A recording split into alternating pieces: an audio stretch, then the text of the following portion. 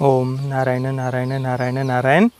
सब मित्रों को राम राम। दोस्तों कैसे हैं आप सब। दोस्तों सबसे पहले तो मैं आप सबसे क्षमा चाहता हूं अगर आवाज़ में थोड़ी सी डिस्टर्बेंस आ रही हो तो, क्योंकि अभी मैं खेत में हूँ और यहाँ पर तेज़ हवाएं चल रही है। मैं मेरे ससुराल में हूँ, आज रक्षाबंधन का दिन है, आप समझ ही सकते हैं। तो देखिए अभी थोड़ी देर पहले ही मैंने एक न्यूज़ आर्टिकल पढ़ा, ये टाइम्स ऑफ इंडिया का आर्टिकल है, मेरे सामने खुला हुआ है और मैं अभी इसको आपको इसका टाइटल पढ़कर बताता हूँ। Shahrukh Khan's Jawan gets support from top brands that offer to buy 1 lakh tickets for their consumers. तो शाहरुख खान की जवान को टॉप ब्रांड्स से समर्थन प्राप्त हुआ है, 1 लाख टिकट्स भी अपने कस्टमर्स को बांटने वाले हैं। इस आर्टिकल में आगे और क्या क्या लिखा हुआ है वो मैं आपको पढ़कर बताऊंगा ही। पर देखिए आजकल इस प्रकार के जब न्यूज़ में सुनता हूँ ना तो आश्चर्य होना ही बंद हो गया है, क्योंकि पिछले 1-1.5 वर्ष से हम देख रहे हैं कि बॉलीवुड ने ये कुछ एक नया ही ट्रेंड शुरू कर दिया है। अभी रॉकी और रानी की प्रेम कहानी के समय भी हमने देखा था कि ऐसे ही कुछ टॉप ब्रांड्स थे, उन्होंने 50,000 टिकट्स अपने कस्टमर्स को बांटने का निर्णय लिया था।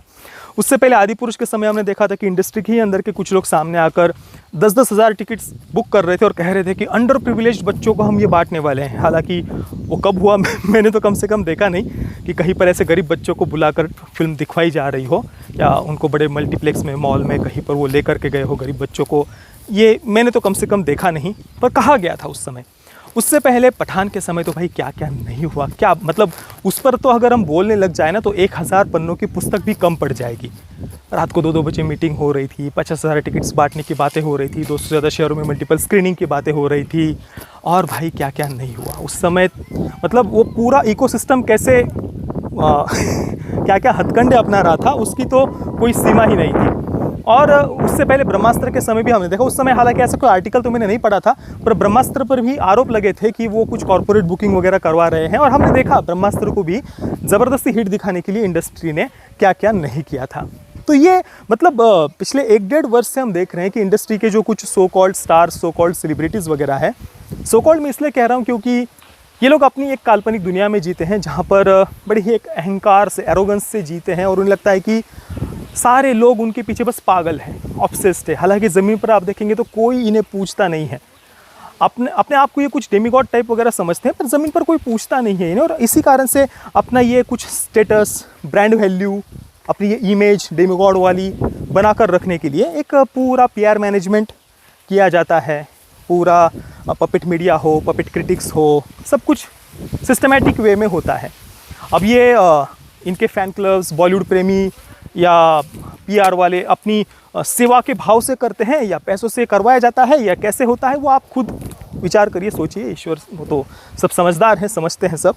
पर कुल मिलाकर ये मतलब बड़ा ही जो कुछ भी पिछले 1-1.5 वर्ष से हम देख रहे हैं ना, ऐसा लग रहा है कि मोदी जी ने अभी 2-2.5 वर्ष पहले आत्मनिर्भर होने की बात की थी, और उस बात को बॉलीवुड वालों ने इतना सीरियसली ले लिया है, इतना सीरियसली ले लिया है कि अब वो खुद ही फिल्में बना रहे हैं, खुद ही टिकट खरीद रहे हैं, खुद टिकट खरीद रहे हैं। ये मैं इसलिए कह रहा हूँ क्योंकि मुझे लगता है कि भाई ये लोग खुद ही टिकट खरीद रहे हैं।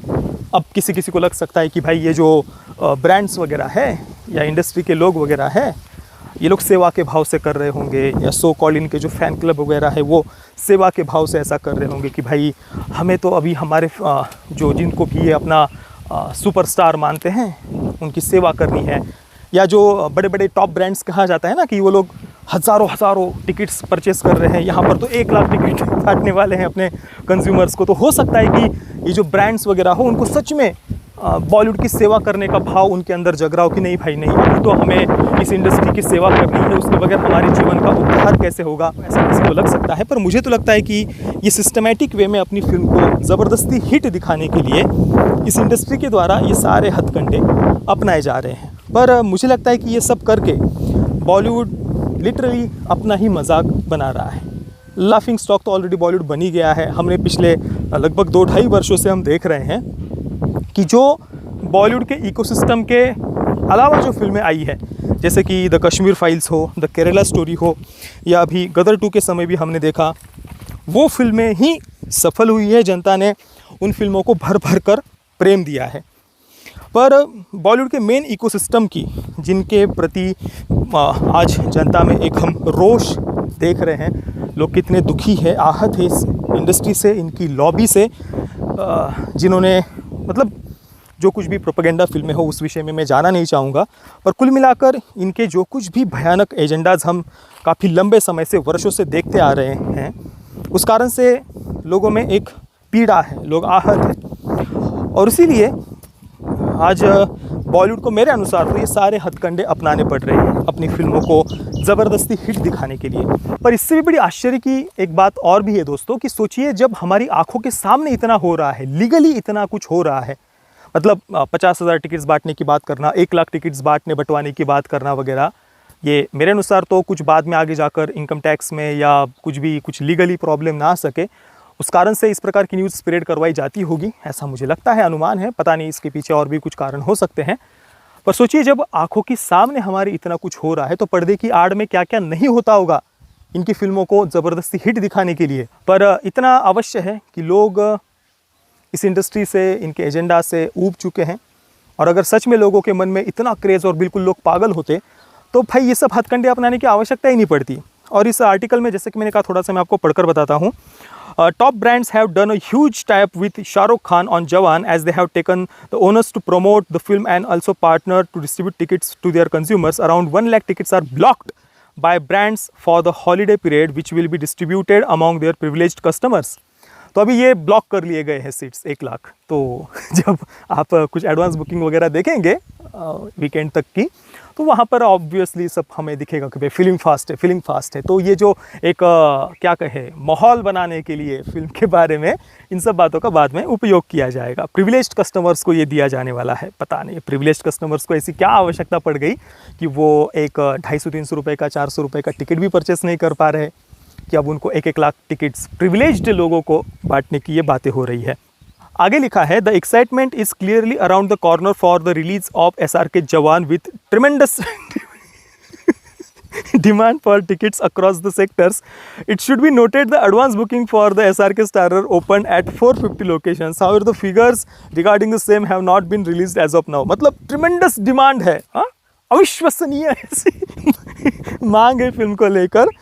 Excitement is clearly around the corner for release. भाई कहाँ है वो एक्साइटमेंट, और इतना ही ट्रिमेंडस डिमांड है तो ये सब क्यों करना पड़ रहा है फिर, 1-1 लाख टिकट्स बंटवाने की बातें, ये सब क्यों फिर। और मुझे लगता है कि पहले जो कुछ ब्रांड एंडोर्समेंट्स वगैरह होते थे, या फिल्मों में किसी ब्रांड को प्रमोट किया जाता था, उसके बदले ब्रांड से पैसे लिए जाते थे, तो मुझे लगता है कि आजकल ब्रांड से फिर पैसे लेने की अपेक्षा उनसे टिकट्स ब्लॉक करवाए जाते होंगे, क्योंकि ब्रांड एंडोर्समेंट, इनकी डील्स वगैरह जो होती होंगी उनमें पैसों की जगह पर अभी टिकट बुक करवाने की बातें शायद होती होंगी, ताकि आगे जो कुछ भी उनकी टैक्स फाइल करते समय वगैरह जो कुछ भी लीगली कुछ आगे जाकर प्रॉब्लम ना आए, उसलिए उस कारण से शायद ऐसा होता होगा, ऐसा मेरा अनुमान है। बाकी दोस्तों, आपके इस पूरे विषय पर क्या विचार है? क्या आपको भी ये विनाशकाले विपरीत बुद्धि जैसा लगता है कि अपनी ही टिकट के अपनी ही खुद ही, मतलब ऐसे टिकट जो भी आप सोचो बंटवाना, या फिर सेवा के भाव से शायद ब्रांड कर रहे होंगे, जो भी आपको लगता हो, इसके पीछे आपको क्या कारण लगता है, इसके परिणाम क्या होंगे, क्या ऐसा करके इंडस्ट्री सर्वाइव कर पाएगी या नहीं कर पाएगी, इस पर आपके मुझे विचार अवश्य बताना। और जैसा कि मैंने गदर 2 के समय कहा था, आज जो मल्टीप्लेक्स ओनर्स हैं उनको, या थिएटर ओनर्स हैं, उन्हें इस इंडस्ट्री से प्रश्न पूछने की आवश्यकता है कि भाई आप जनता को, लोगों को जो पसंद है वो देना छोड़कर अपना कुछ वोक एक्टिविज्म फिल्मों के माध्यम से चलाते हो, और फिर अपनी फिल्मों को ज़बरदस्ती हिट दिखाने के लिए ये सारे हथकंडे अपनाते हो। इससे अच्छा तो जो जनता मांग रही है वो दो ना उन्हें, फिर सारे हथकंडे तिकड़म करने की आवश्यकता ही नहीं पड़ेगी। अपनी कुछ ब्रांड वैल्यू बनाकर रखने के लिए, इमेज बनाकर रखने के लिए, डेमिगॉड टाइप स्टेटस बनाकर रखने के लिए इस इकोसिस्टम को काम पर लगाना, और कोई अगर सभ्य भाषा में भी अपना ओपिनियन रखता है तो उनके परिवार को थ्रेड्स देना।